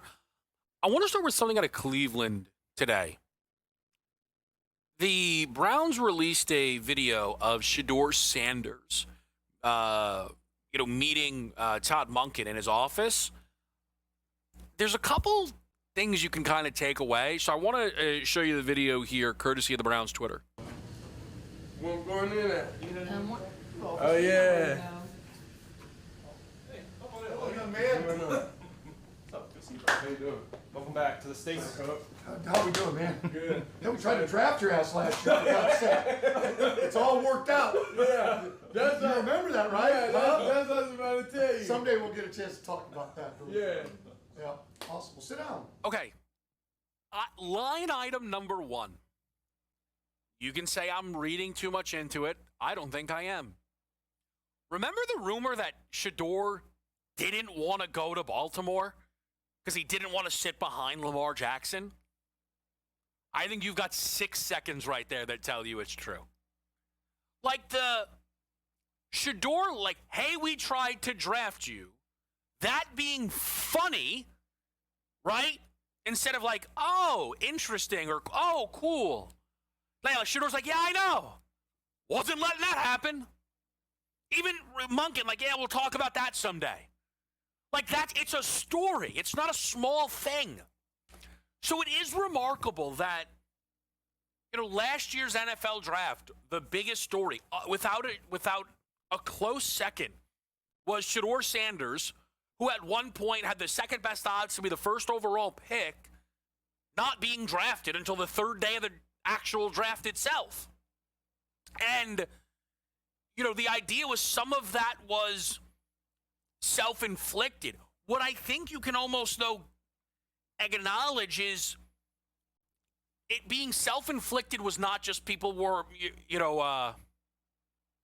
personality or demeanor, but just Shedeur by choice trying to get himself to certain places, which leads into the second thing. Shedeur Sanders might have been right to get himself to Cleveland because there's no video that I saw of Dylan Gabriel meeting Todd Monken. Again, maybe I'll look like a buffoon because there is a video, but I don't think there really is. And Shedeur Sanders, being the Cleveland Browns Week 1 starter, is actually something you can find on the prediction markets. And it is the favorite, but it is under 50%. Deshaun Watson still, looms over this organization. It reads to me, though, again, I know you're going to be like, Kev, 20-second video. Okay, fine. It reads to me like the Cleveland Browns are ready to give Shedeur Sanders, call it a month and a half, 2 months, to be the guy. And, Todd Monken is understanding that that is going to be the plan here. And I got to tell you, if you're a fan of the Cleveland Browns, that is great, great news. Because it is something we find fan bases pretty frequently aren't willing to do. Look at the New York Jets. New York Jets fans celebrated Dante Moore going back to Oregon because they didn't trust their organization to not draft Moore. Simultaneously, though, it is incredibly on the board. The Jets bring in Kyler Murray or Malik Willis or Mac Jones or just draft Ty Simpson at 16. Quarterback is the most important thing in this league. But you will set yourself back if you rush it. Shedeur Sanders being the franchise quarterback for the Cleveland Browns, a decade's worth of QB play, is a decided underdog. But it is in the Browns' best interest to give him that chance.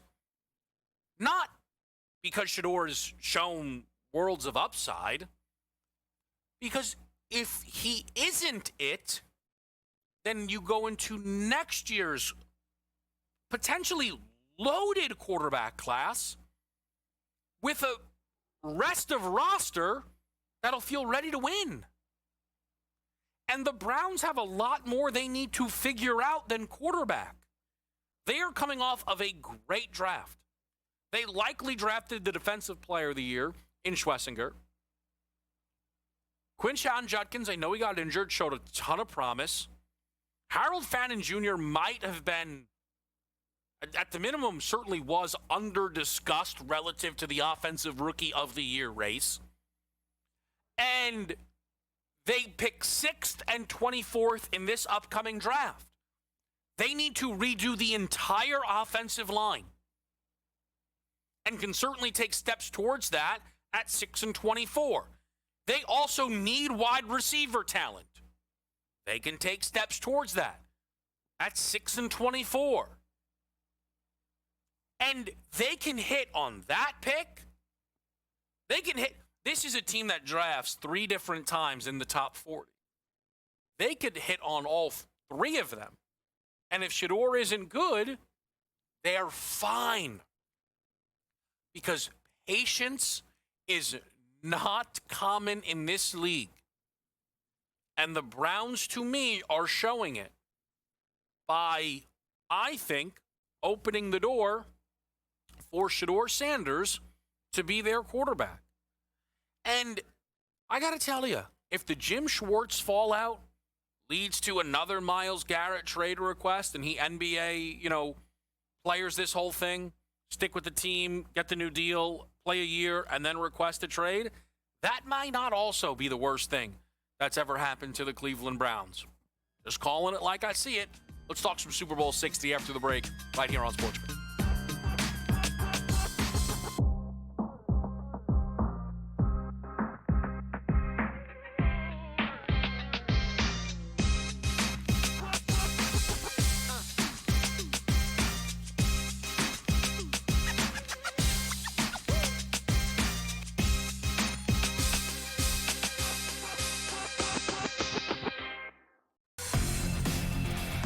Giannis Antetokounmpo's next team. Who would thought we'd ever be saying that? The guy should be minted in Milwaukee and never want to leave. The only problem is they can't surround him with the talent that he wants. Stays with Milwaukee or retires. He's actually trading at a 71% chance here. The favorite outside of Milwaukee, it's the New York Knicks at 15%. Prediction Markets Edge.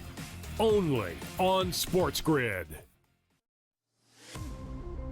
Stacking up wins to avoid a brutal matchup path, and when Giannis gets back full burst, they got to get him back on the floor and back on the floor healthy. The Bucks season won't be defined by the games Giannis misses. It'll be defined whether Milwaukee protects him from himself and gets him back in April if he's still a part of the team. Pro Basketball Today. Only on SportsGrid. ESPN are not going to take shots or criticize him. People on Fox are not going to take shots and criticize him. But McVay had a bad game. Sean Payton had a bad game. And that's just a fact. Like, when they go back and review what took place in key spots of that game, Sean Payton cost the Broncos points and Sean McVay cost the Rams points. Those are the first 2 people that should be blamed. The Craig Carton Show. Only on SportsGrid.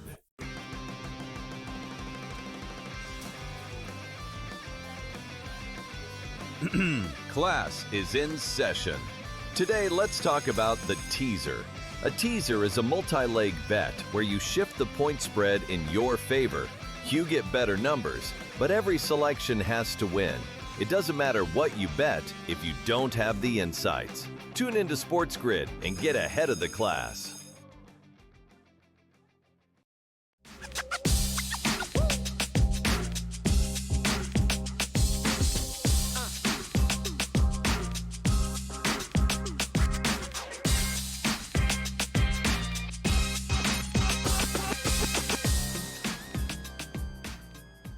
Game time decisions here on SportsGrid. Taking a look at the live college basketball board quickly.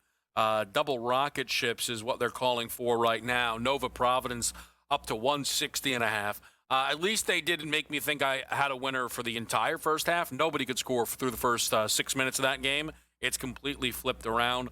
But it's not as off pace as Siena and Niagara. 82 first half points, a 149.5 live total, 18 points north of your pre-game number.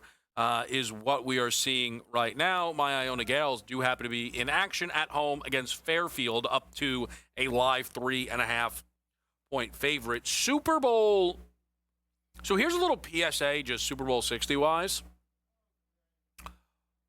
FanDuel's being very weird with locating their props. I think they will eventually get it cleaned up, but it feels as if, like, whether you are on your phone versus whether or not you are on your laptop, I don't know. It could depend, like, what state you're in, but not everything is simple to find, which is annoying. Like, just call it what it's annoying, but, you know, it is what it is. They have posted some of the numbers that we have looked for here on this show, and we're going to do our Friday 5. I'm going to play just a little bit of a spoiler because I don't want to take up everyone else's time. I want to talk about everybody else's picks, but you guys won't be surprised by mine. The target player prop, we talked about total players to catch a reception, to record a reception, I should say. So the Seattle number came out at 6.5, which is what we thought it was going to be. I thought they might actually juice it to the over. I thought it should be a plus price. It is a plus price. What I didn't expect was the Patriots number, which is 6.5, not 7.5. And it's 6.5 at -174. I thought that it would be about 7.5 at -174. I'm stunned by the number.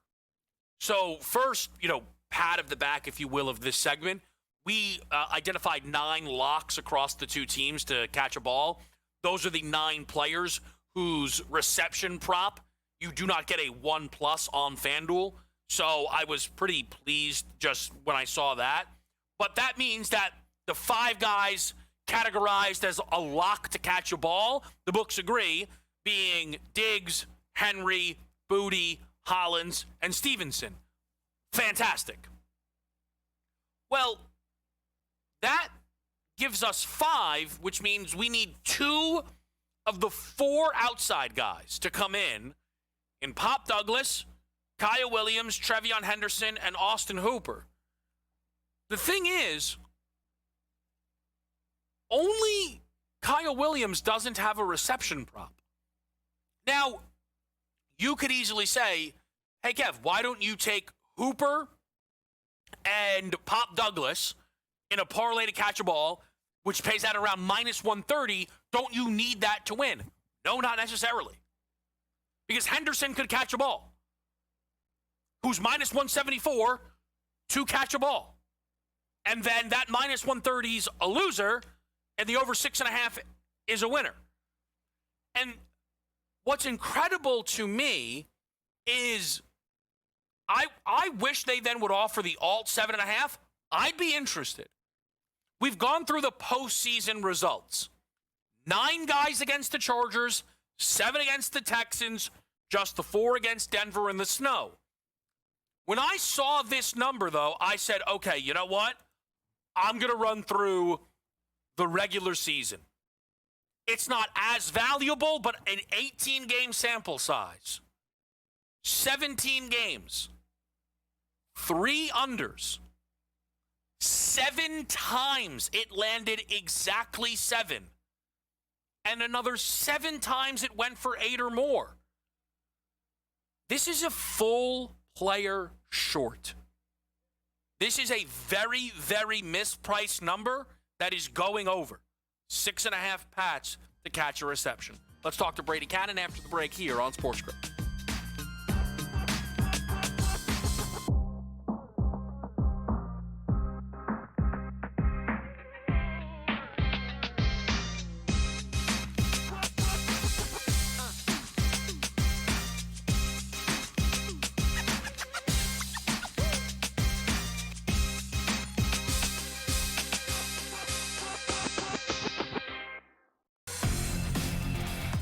Giannis Antetokounmpo's next team. Who would thought we'd ever be saying that? The guy should be minted in Milwaukee and never want to leave. The only problem is they can't surround him with the talent that he wants. Stays with Milwaukee or retires. He's actually trading at a 71% chance here. The favorite outside of Milwaukee, it's the New York Knicks at 15%. Prediction Markets Edge. Only on SportsGrid.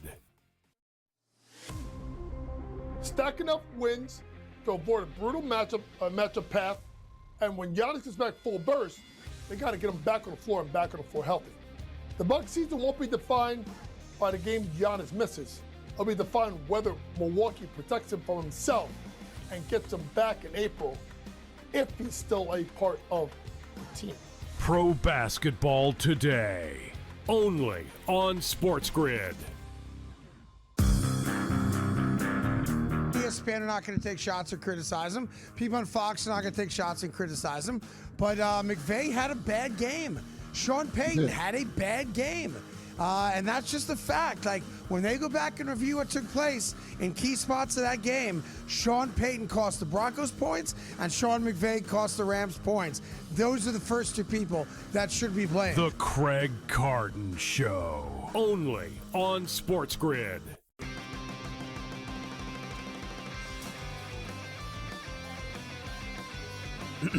Class is in session. Today, let's talk about the teaser. A teaser is a multi-leg bet where you shift the point spread in your favor. You get better numbers, but every selection has to win. It doesn't matter what you bet if you don't have the insights. Tune into SportsGrid and get ahead of the class.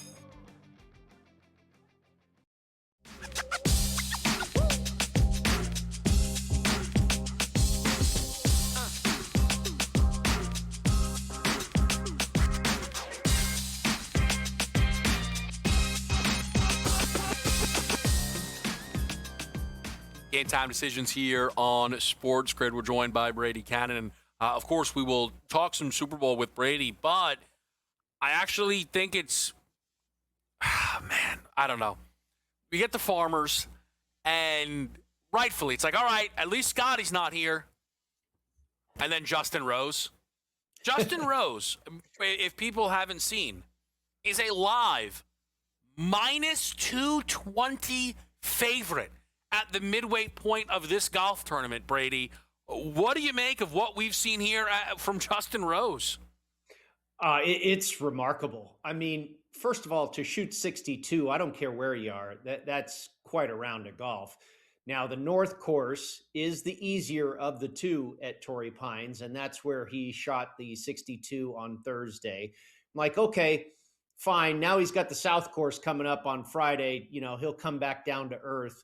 Not the case. Shoots 7 under on the South course. He's got the 36-hole record for the lowest score in this tournament, 17 under par at Torrey. I mean, that's like the winning score here, not the halfway score. Yeah. So, yeah, he is just on fire. You look at the numbers. He's 6th in this field, strokes gained tee to green, 5th on approach, and 6th on putting. That's how you get to 17 under. It's remarkable. It begs the question, and I know it's a little difficult because, one, we don't have all the data, right? And it's just such an anomaly, but is the tournament over from an outright perspective, Brady? Because minus 220, listen, we see upsets of minus 220, but 17 under is impressive. It's super impressive, and this is a guy that's won at this golf course before, who owns that 17 under. So, he's got pedigree, he's got history. Obviously, he's a tremendous player outside of that as well. So, no, it's not Scotty Scheffler, but it's a pretty darn good competitor there at the top. And what I think is interesting too is who's chasing him, Kevin. First of all, no, I don't think this tournament is over. We're only halfway there, Okay. and it's the South course the rest of the way. No more North course, the South course only on the weekend, which is certainly the harder of the two. The problem is the conditions. It is so perfect and gorgeous in San Diego right now. Without any wind, coming off the Pacific Ocean there, it's making these golf courses, gettable. But you look at who's behind him. Seamus Power, Joel Damon, Max McGreevy, Siwoo Kim, Danny Walker, Justin Lauer, Michael Thorbjornsen. Have you heard of any of those guys? The competition that's chasing him is not star-studded.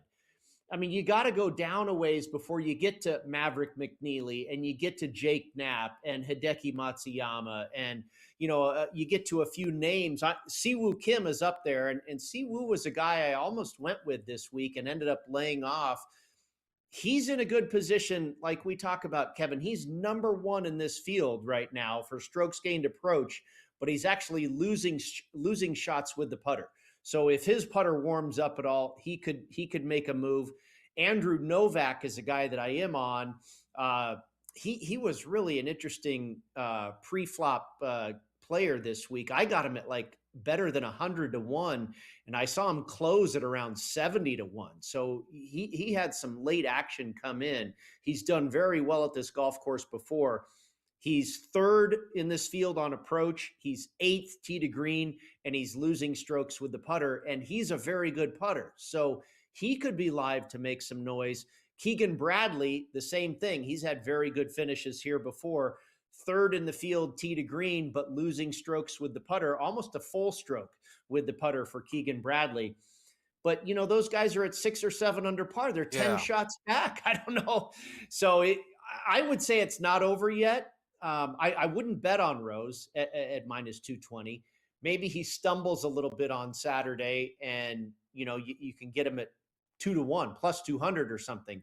Maybe that's the time to then jump in on him. Yeah, I'm trying to, this is something that you've always talked about is like, what's the cutoff number? Yeah.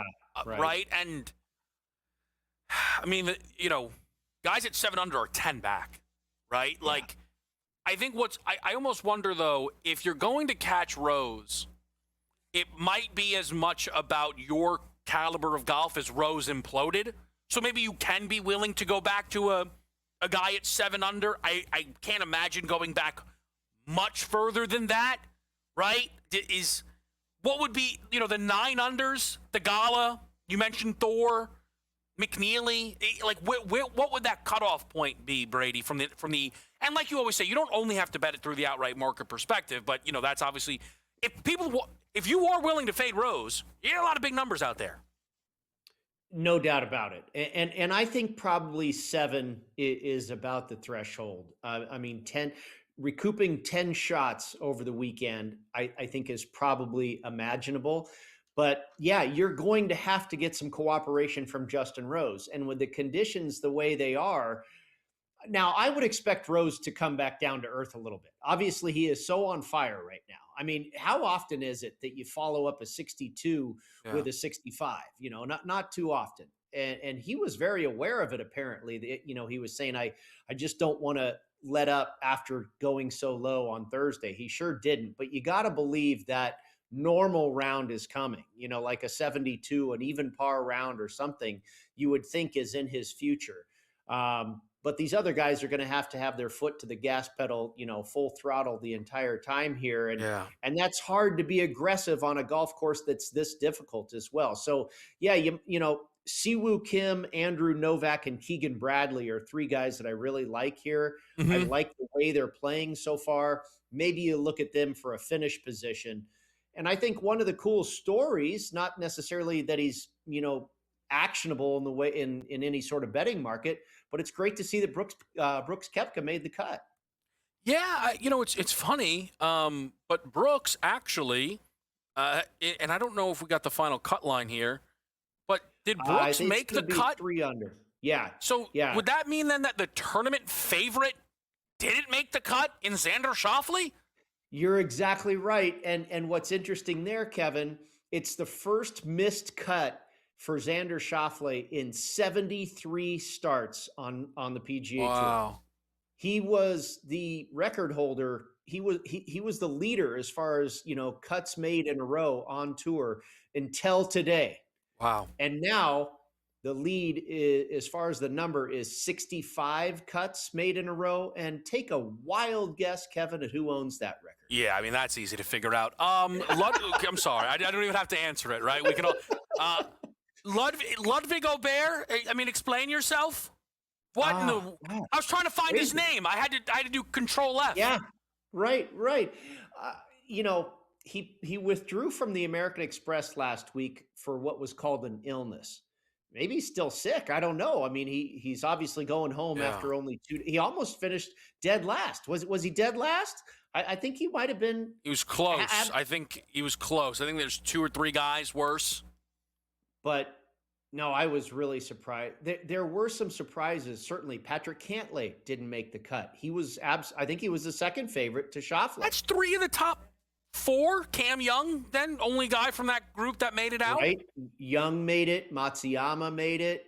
Maverick McNeely was a pretty short price, Yeah, but, Siwoo, Siwoo. Watch out for this kid, Ryan Gerard, man. He went off at about 40-1. He's finished runner-up twice. Runner-up in Hawaii, runner-up at the Amex, and he's having a pretty good week here so far. I don't think he's going to win it, but he's a lesser-known guy that you might know about him here pretty quick. So, try and be early to the party on that one, and maybe you can get a good price on him in one of these lesser tournaments where you don't have such big names like you're here. We talk again the outrights, the bigger numbers, but minus 135 is a very normal price. That's what Ryan Gerard is right now for a top 20. So something you can definitely take a look at. We'll be right back. Some Super Bowl after the break on SportsGrid.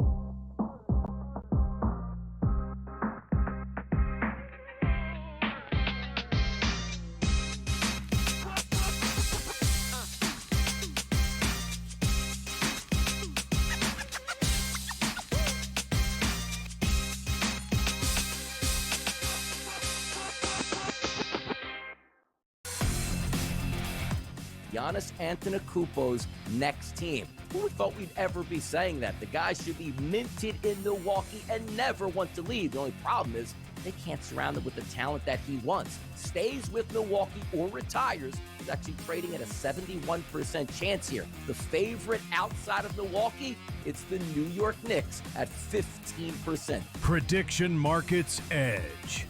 Only on SportsGrid.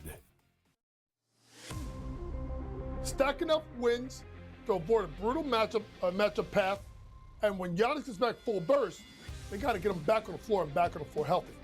The Bucks season won't be defined by the game Giannis misses. It'll be defined whether Milwaukee protects him from himself and gets him back in April if he's still a part of the team. Pro basketball today, only on SportsGrid.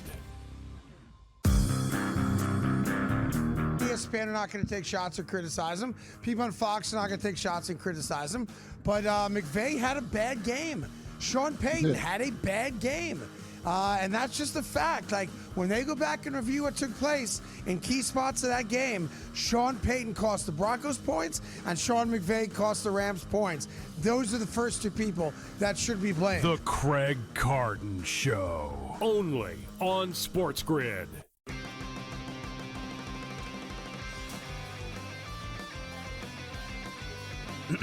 Class is in session. Today, let's talk about the teaser. A teaser is a multi-leg bet where you shift the point spread in your favor. You get better numbers, but every selection has to win. It doesn't matter what you bet if you don't have the insights. Tune into SportsGrid and get ahead of the class.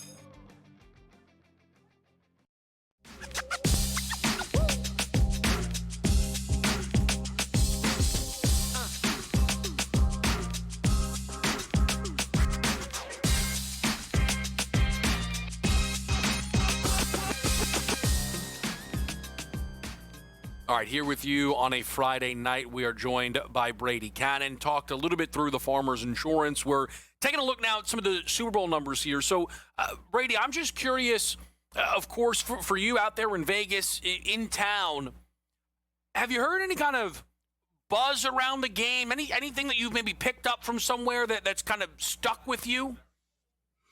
I really haven't yet, Kevin. And I think that's because, of course, we have the 2 weeks off, right? I think probably this weekend and into next week is where we're going to start hearing some stuff on the streets. And I'm actually, after the show this evening, going to go meet up with a friend of the program, Paul Bovey, who's a very, very sharp professional bettor, and I'll see what's on his mind. He's been doing very well, I know, during these playoffs so far.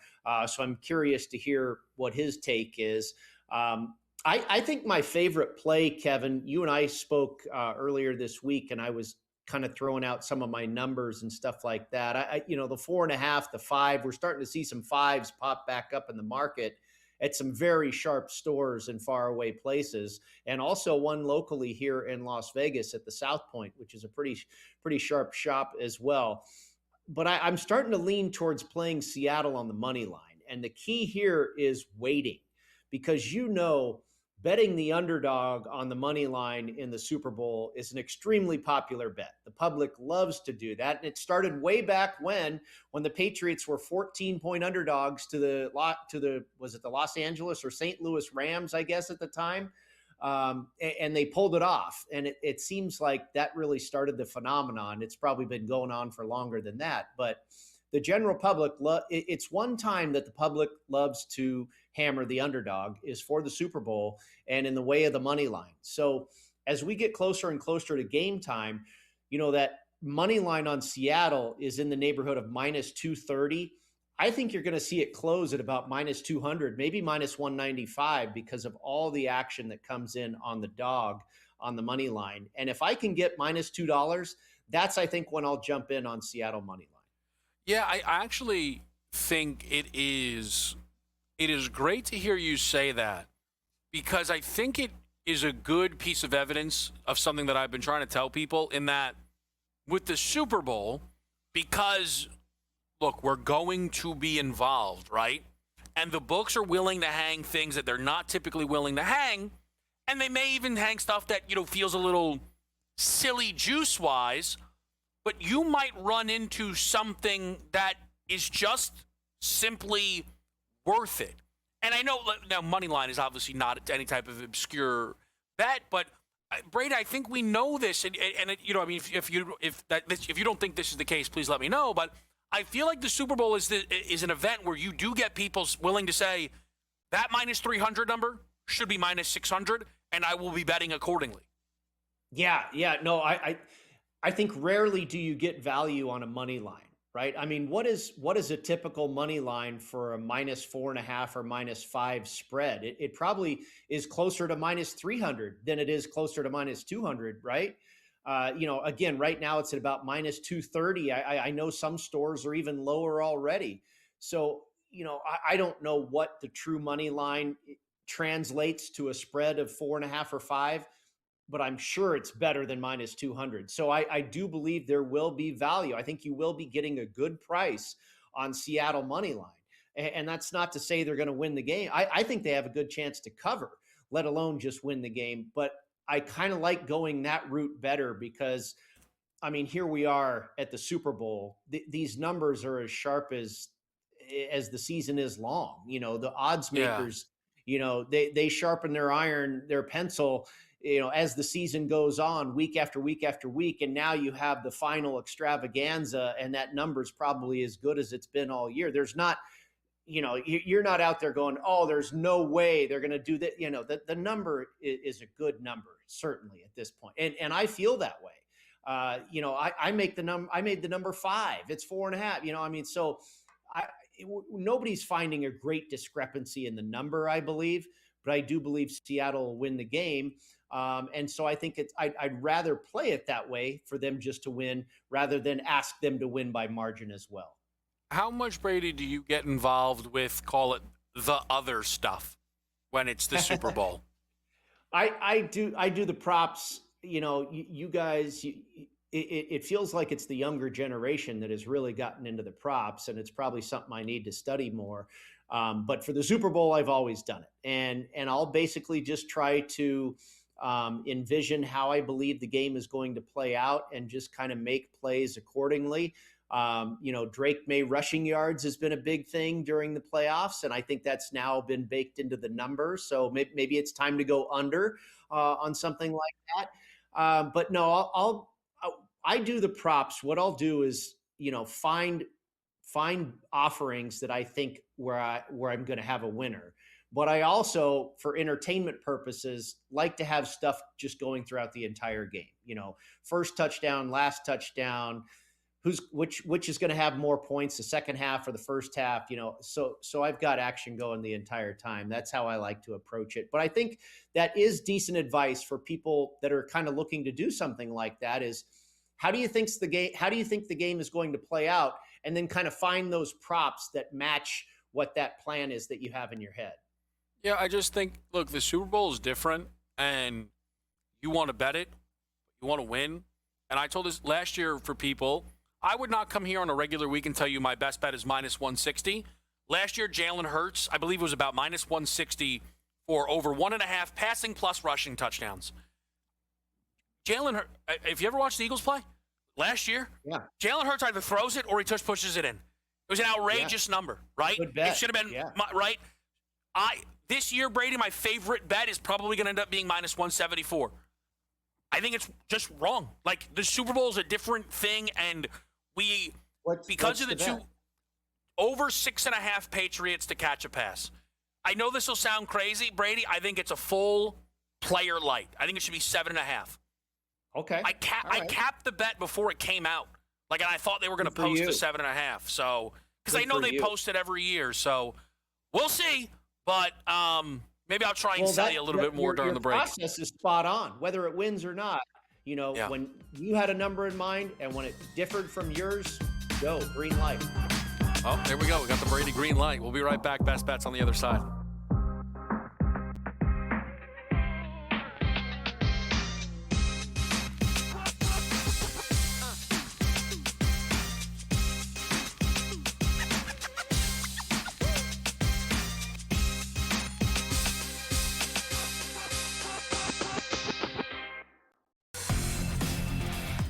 Giannis Antetokounmpo's next team. Who thought we'd ever be saying that? The guy should be minted in Milwaukee and never want to leave. The only problem is they can't surround him with the talent that he wants. Stays with Milwaukee or retires. He's actually trading at a 71% chance here. The favorite outside of Milwaukee, it's the New York Knicks at 15%. Prediction Markets Edge.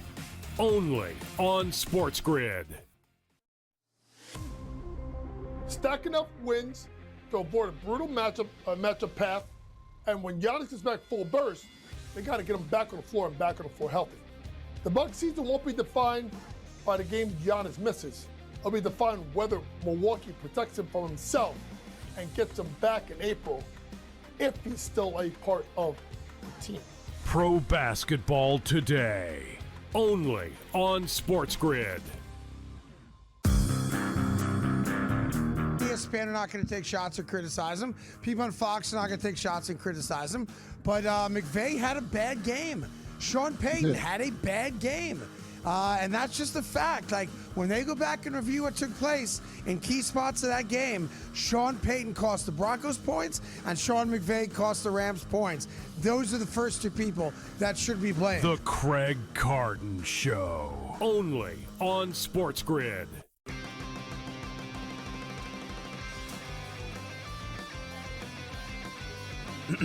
Class is in session. Today, let's talk about the teaser.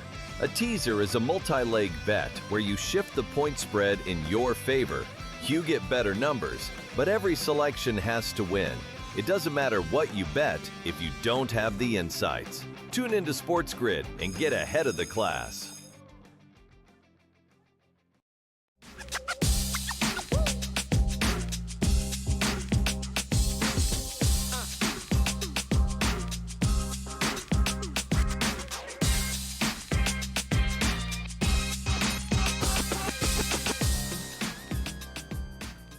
All right, let's flip through some things here, okay? Quickly, live, Villanova's up 45-28. They're smashing Providence.